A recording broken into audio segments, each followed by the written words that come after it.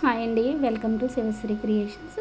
చూడండి ఫ్రెండ్స్, మనం cross piping cloth తీసుకుంటాం కదండి. ఏకంగా ఒకేసారి వచ్చేటట్టు మనం ఎలా తీసుకోవాలన్నది ఈజీగా చెప్తాను. దానికోసం మనం స్క్వేర్గా అంటే 4 పలకల ముక్క అన్నది క్లాత్ అన్నది తీసుకోవాలి. ఎంత పెద్ద ముక్క అయినా సరే పర్వాలేదండి, చిన్నదైనా పర్లేదు. దాన్ని సకానికి ఫోల్డ్ చేసి ఒక స్టిచ్ అన్నది వేసుకోవాలి. చాలా ఈజీ అండి.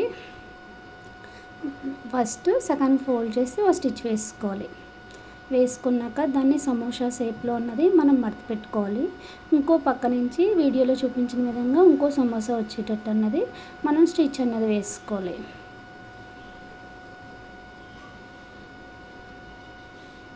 స్టిచ్ వేసుకుని ఇప్పుడు చూడండి, చిన్నప్పుడు మనం ఆడుకునే వాళ్ళం కదా, మడత పక్క పడవకి పెట్టుకుంటాం అలా.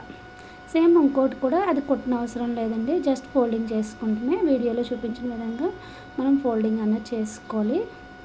ఎక్స్ట్రా వచ్చిన క్లాత్ పర్వాలేదండి, మధ్యలోకి కదలకుండా అన్నది మధ్యలోకి మనం ఒక స్టిచ్ అన్నది వేసుకోవాలి. ఇలా వేసుకుని మనం ఎప్పుడు కావాలితే అప్పుడు గోల్డ్ కలర్ పైపింగ్ మనకి ఎక్కువ యూజ్ అవుతుంది కదండి, అస్తమాటు క్లాత్ వేస్ట్ అవ్వకుండా ఈ చిన్న టిప్ వల్ల చాలా బాగుంటుంది.